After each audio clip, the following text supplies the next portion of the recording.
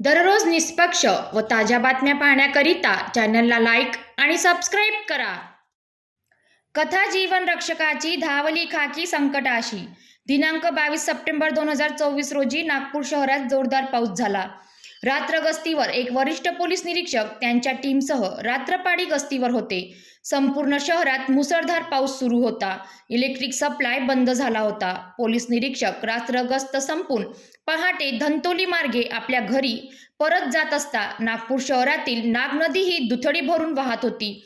सुनीता तिवारी 42 वर्षीय महिला जानकी टॉकीज धंतोली परिसरात तिच्या मुलासह आपल्या छोट्याशा घरात असताना अचानक रात्री आलेल्या पावसामुळे ती आणि तिचा मुलगा घरात पाणी शिरल्यामुळे त्यांच्या गळ्यापर्यंत पाणी येत असल्याबाबत पोलीस नियंत्रण कक्षाला फोनद्वारे माहिती देण्यात येते. पोलीस नियंत्रण कक्षाद्वारे बिनतारी संदेशवर सूचना नागपूर शहरात प्रसारित करण्यात येत होती. हा संदेश ते वरिष्ठ पोलीस निरीक्षक ऐकतात. वास्तविक ते आपले कर्तव्य संपून ते घरी जात होते, परंतु त्यांनी माणुसकी दाखवून कर्तव्य तत्पर राहून ते तिथूनच जात असल्याने ते ज्या ठिकाणी महिला पाण्यामध्ये घरात भसली असते त्या ठिकाणी पोहोचतात.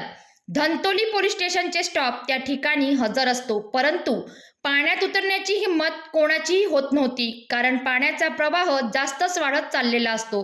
पण हे वरिष्ठ पोलीस निरीक्षक आपल्या जीवाची कुठलीही पर्वा न करता पाण्यात उतरून त्या महिलेच्या घरापर्यंत जाऊन त्या दोन्ही मायलेकांना बेल्ट व दोरीच्या साह्याने घराबाहेर काढतात.